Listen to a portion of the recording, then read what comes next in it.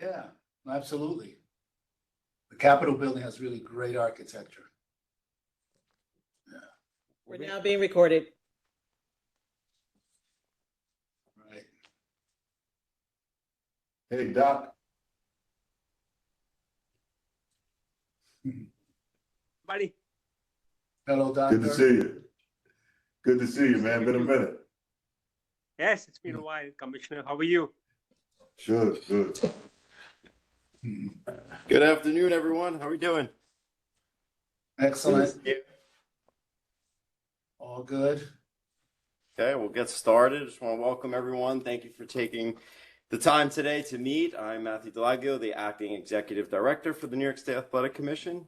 The present meeting of the New York State Athletic Commission is now called to order. It is September 5th, 2024, and the current time is 6:03 p.m. Physical attendance, I have Dr. James Voswinkle present, Counsel Samantha McEachin. Remote attendance, we have Commissioner Lino Garcia in Albany, Commissioner Donald Patterson in Buffalo. We also have our Chief Medical Officer, Dr. Nitin Sethi, present. First order of business is the consideration of the minutes. Minutes of the meeting conducted on November 18th, 2022 have been provided to the members in advance. At this time, I'd like to ask the members if there are any edits, corrections, or amendments. All good. Good. Is there a motion to approve the minutes as presented? Motion. Second, Motion. all in favor? Any opposed? Aye. All good. Good. Please let the record reflect the minutes were accepted. Perfect. The next item is my report as acting executive director. I'm just going to include some statistics that we've had throughout the year in boxing, mixed martial arts, wrestling, and any of our authorized sanctioning events. For boxing and MMA in 2024 thus far, we've had 13 licensed promoters and have hosted 12 events. We have another 11 events scheduled throughout the year for now. There may be additional added. And 7 of those events that we have scheduled are actually in the next 7 weeks. So it's going to be a busy month and a half for us. And it looks like the rest of the year will be a busy end of the year. So hopefully if you guys can make it out to some of the events, that'd be great. Wrestling, there are currently 28 licensed promoters in wrestling, and we've had 204 events statewide this year. And for authorized sanctioning entities, there have been 60 events, which have included a combination of amateur mixed martial arts, professional and amateur kickboxing, Muay Thai, and grappling. Additionally, I think you guys may be aware of this, but July 13th, we did have our mandatory yearly training for our inspectors, deputies, doctors. We are going to host another training on September 21st for those who couldn't attend the July training. And it looks like we're going to be able to get everyone that wasn't able to initially join our training in July. So that's great. I'll move on. Next order of business is the discussion and approval of Commission Bulletin 2024-1. That's instant replay policy for boxing competitions. Since 2017, as you may be aware, the use of instant replay has been approved for use in mixed martial arts competitions to ensure the fairness in the match and a proper outcome at the conclusion of the bout. Similarly, the commission has determined instant replay should be applied in professional boxing as well for those factors in addition to the best interest of the sport. I'm going to go over a bit of the bulletin right now just to clarify some things, or if you guys have any questions, but I will read through the process in which instant replay will be applied. So when adequate technology is available, instant replay may be used to determine the correct outcome of a bout, including but not limited to causation of a cut or other injury, knockdown, trip or slip, accidental or intentional fouls, fight ending sequence. The commission will assign an instant replay official for each bout. The instant replay official will be provided a monitor and a headset at ringside next to the commission table. Only the in-ring referee or instant replay official is authorized to initiate instant replay review. The in-ring referee may consult with the instant replay official to determine the correct outcome. In order to modify the original call, the instant replay official and the in-ring referee must agree that the replay shows clear and conclusive evidence that the in-ring determination was an error. Best efforts shall be made by the reviewing officials to complete the review during the 1-minute rest period. An additional 30 seconds may be added to the rest period by the reviewing officials upon notification of the commission, timekeeper, and athletes of the need for such additional time, if needed, for completion of the review and announcement of the determination regarding whether a change of a call is warranted. If a determination cannot be rendered based upon the review within the 1-minute rest period, and where necessary, the additional 30 seconds, the in-ring call shall stand. The instant replay official and the in-ring referee shall notify the judges and commission score table of the decision prior to the start of the next round. If the incident occurs in the final round, the instant replay official and in-ring referee shall have up to 5 minutes from the conclusion of the round to make a determination. If there's any questions regarding the instant replay policy, I know you've had time to review it.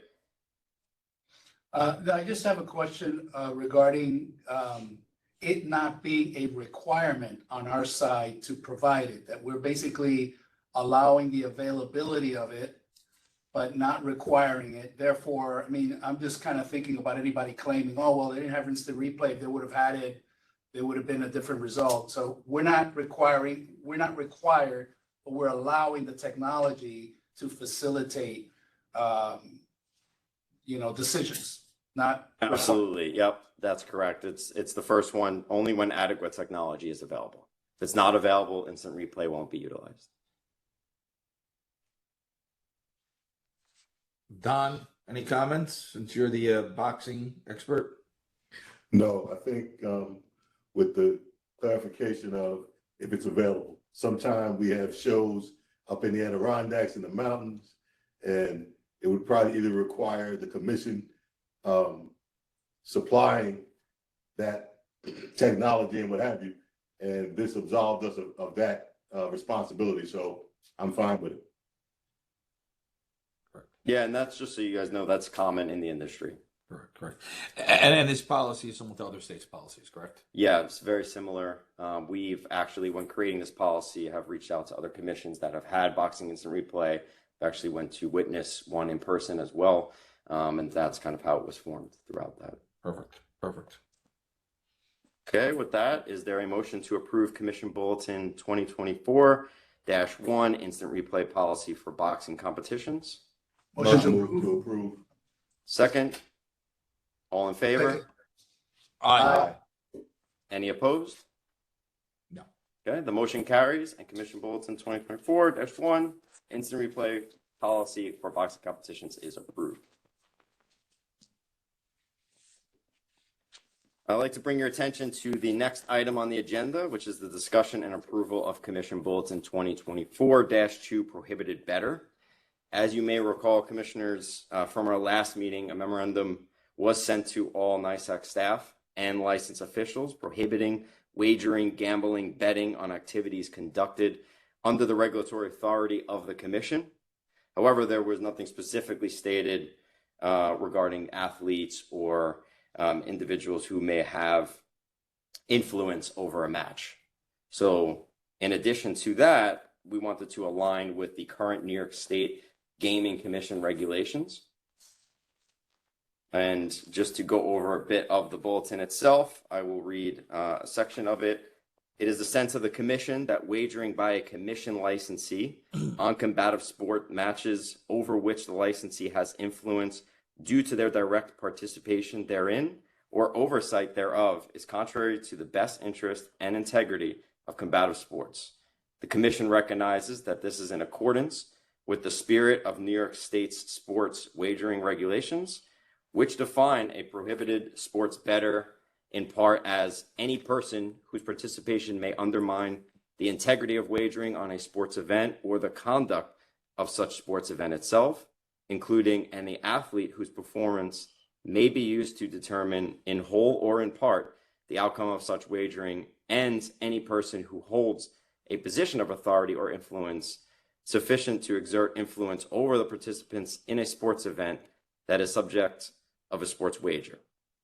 Therefore, any commission licensee directly participating in or overseeing a combative sport match in New York State within the jurisdiction of the commission that is found to have wagered on said match shall be subject to administrative action by the commission, which may include application denial, cancellation of the combatant's bout, and/or disciplinary action such as the imposition of a fine, reprimand, purse forfeiture, license suspension, license revocation, or modification of the bout result or any combination thereof. Do we have any questions regarding the Prohibited Better Commission Bulletin? Just as a reference, I would imagine it's different in Nevada. Not that it's relevant here, but just for reference in terms of the rules. Yeah, so I don't know specifically if Nevada has a policy specific to Prohibited Better. Many jurisdictions do have gaming commissions, and they have specific laws that would relate to that.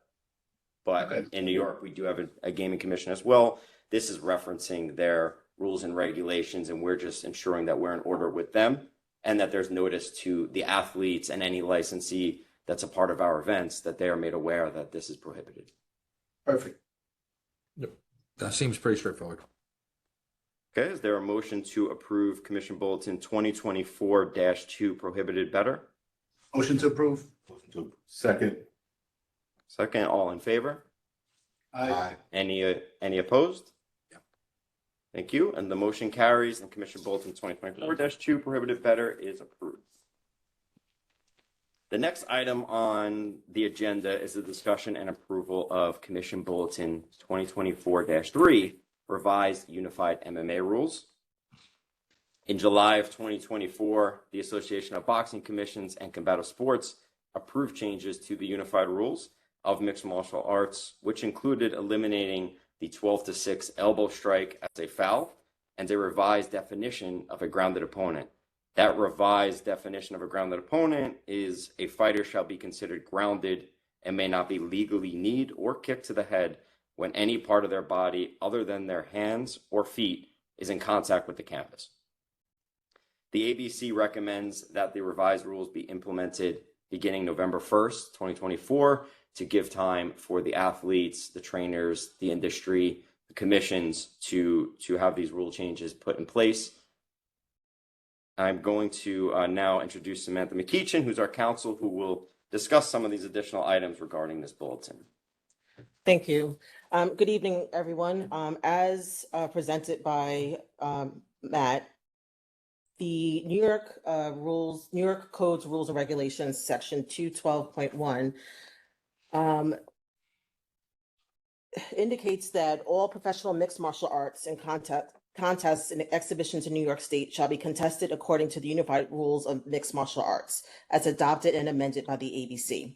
As Matt indicated, these were amended in July. Therefore, we, as the commission, need to repeal our code as it's currently set forth, because in our regulations right now, under 212.10B, subsection 10, striking downward using the point of the elbow, which is essentially the 12-6, is an enumerated foul.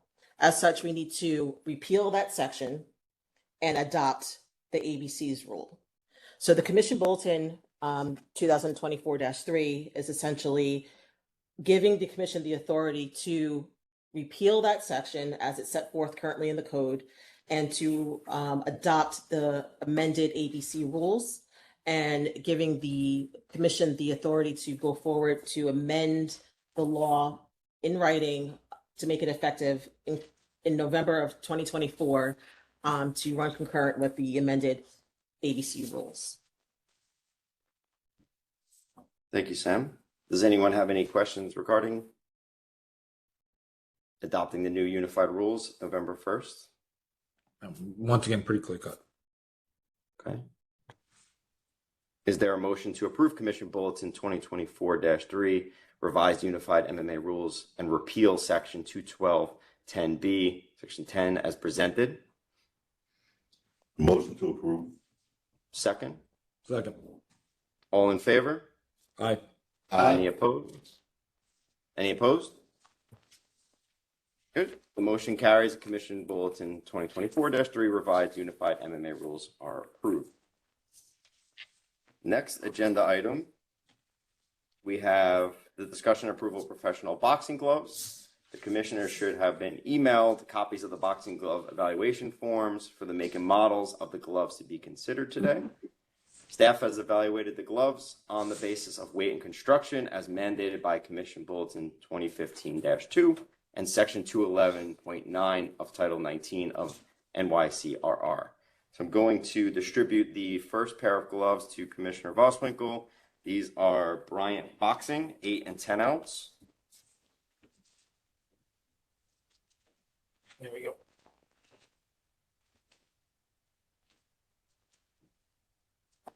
Both.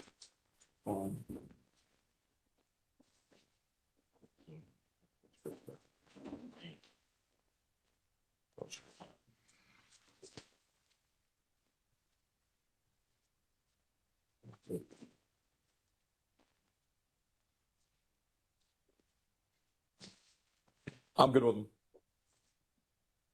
Okay. Thank you, Commissioner. Next pair of gloves is Pro Se Apparel, 8 ounce and 10 ounce. 8 and 10. Yeah.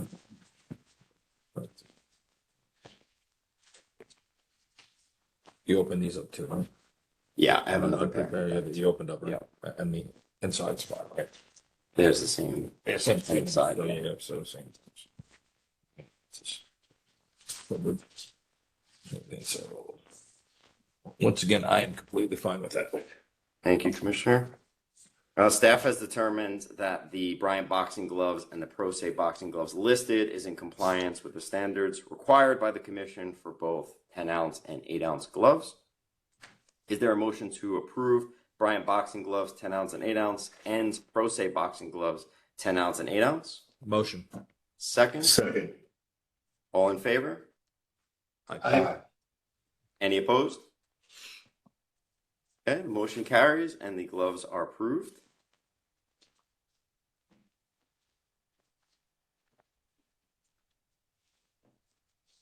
Now turn our attention to the MMA UFC official fight gloves.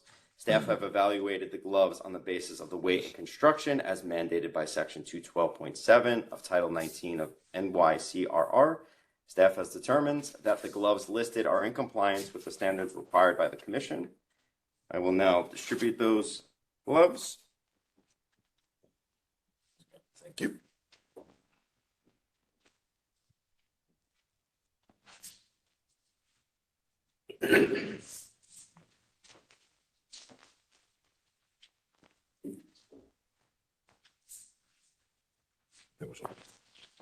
Good with those.